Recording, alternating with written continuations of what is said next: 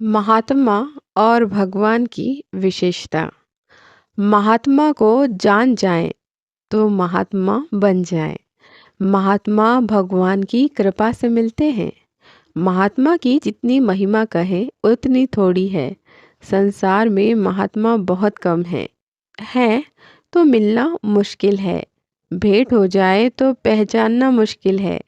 महात्मा के लक्षण यह समझना चाहिए कि जिनके दर्शन, स्पर्श, स्मरण, वार्तालाप से ईश्वर की स्मृति, सद्गुण, सदाचार की वृद्धि हो, वे ही अपने लिए महात्मा हैं। जैसे राज्य के चपरासी को देखने से गवर्नमेंट की याद आ जाती है, महात्मा ईश्वर के चपरासी हैं। वे ज्ञान के भंडार हैं। उनके दर्शन से अंतःकरण में ज्ञान की बाहुल्यता होनी चाहिए। वे ज्ञान की लालटेन हैं, अतएव उनसे अज्ञान जनित दोष दूर हो जाते हैं। जितनी जानकारी, श्रद्धा, विश्वास हो, उतना तो दोष दूर होना चाहिए। उनके वाणी, नेत्र, मन के परमाणु सब जगह व्यापक हो जाएं तो स्वाभाविक ही लाभ होना चाहिए। नेत्र ज्योति है, वाणी ज्योति है। नेत्र की वृत्ति दूर तक जाती है। वाणी से शब्द जितनी दूर तक जाए वहाँ तक शब्द प्रकाश व्यापक हो जाता है। शब्दों में सभ्यता, ओज है और अज्ञान का नाश करने वाली शक्ति है। शब्द कानों में पड़े तो अज्ञान का नाश हो जाए। महात्मा चेतावनी देते हैं। उनके संग से झूठ, चोरी, व्यभिचार ये दुर्गुण दूर हो जाते हैं। महात्मा के दर्शन से नेत्र पवित्र हो जाते हैं। उनकी वाणी भीतर जाए तो अंतःकरण पवित्र हो जाता है। उनका दर्शन हो जाए तो हृदय पवित्र हो जाता है। मन में उनकी स्मृति हो तो मन पवित्र हो जाता है। महात्मा के संग से अपने दोष भाग जाते हैं। शास्त्र की मर्यादा है कि अपने में कोई दोष घट जाए तो उस दोष का प्रचार कर दें। इससे प्रायश्चित हो जाता है, दोष कम हो जाता है। ईश्वर और महात्मा के सामने अपने अपराध का प्रचार करे तो प्रायश्चित हो जाता है। भगवान के सामने झूठी सफाई न दें। भगवान के आगे साफ कह दें कि अपराध तो हो गया, वह माफ़ हो जाए। महात्मा परमात्मा को प्राप्त किए हुए पुरुष होते हैं, अतएव ईश्वर के आगे कहना और उनके आगे कहना समान ही है। अपराध करके छिपाए तो दंड मिलता है। जनता भी ईश्वर है। लोग समूह के सामने भी अपने दोषों को प्रकट कर दें तो दोषों का भागी नहीं रहता। गवर्नमेंट के राज्य में अपराध को प्रकट करके अपराध को क्षमा मांग ले तो माफ़ी है। आगे अपराध नहीं करने की प्रतिज्ञा कर ले तो माफ़ है।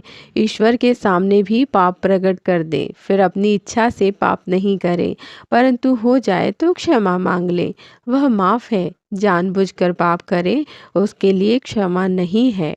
कोई आदमी शाप, वरदान या आशीर्वाद दे, यदि वह तपस्वी हो तो तब घटता है।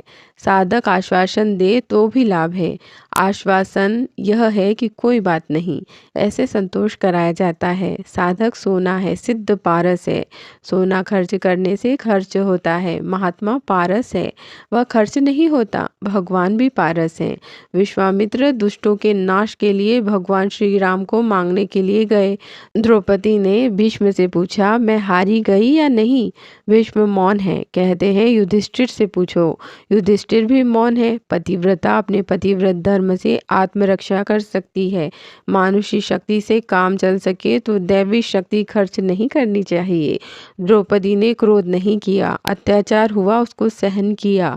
भगवान को आतुर होकर हे नाथ पुकारा, शाप नहीं दिया। आपत्ति काल में ईश्वर से प्रार्थना करें तो वे सहायता भी देते हैं और भक्ति का भी नाश नहीं होता। भक्ति की वृद्धि ही होगी, नाश नहीं। देवताओं से प्रार्थना करे तो पूंजी का नाश होता है, पर भगवान से सकाम प्रार्थना करे तो भक्ति का नाश नहीं होता, हुए कामना की पूर्ति होती है। भगवान योग क्षेम को निभाते हुए कामना की पूर्ति कर देते हैं। ध्रुव जी को राज्य दिया और अपनी भक्ति भी। ईश्वर और महात्मा के साथ संबंध होने से नुकसान नहीं होता, क्योंकि वे ज्ञानी हैं। अज्ञानी से नुकसान की संभावना है। अंधा दूसरे को रास्ता क्या दिखाए? भगवान और महात्मा से भेंट हो जाए तो लाभ ही लाभ है, नुकसान नहीं। भगवान वरदान देंगे तो श्रद्धा बढ़ेगी। श्रद्धा कायम रखते हुए वरदान देंगे, यह एक विशेष बात है। अच्छे पुरुषों से कोई चीज़ मांग ली, उनको बदले में कोई चीज़ देना चाहें तो वे टालमटोल करेंगे। प्रहलाद ने कहा था, आपकी भक्ति करके कोई चीज़ मांगूं तो वह वणिक बुद्धि है। इस पर भगवान को कोई जवाब नहीं मिला। अपने तो मांगना ही नहीं, उपकार या भक्ति करके बदले में क्या लेवें। भक्ति और ज्ञान अपने अपने स्थान पर पूरा बल रखते हैं। एक ज्ञानी हो तो बहुत से ज्ञानी बन जाते हैं। जैसे एक दीपक हो तो उससे अनेक दीपक जल सकते हैं। बत्ती और तेल होना चाहिए। श्रद्धा बत्ती है एवं प्रेम स्नेह तेल है। इन दोनों की आवश्यकता है। चाहे दीपक न हो, बत्ती हो तो प्रकाश हो जाएगा। अतः श्रद्धा प्रेम होना चाहिए।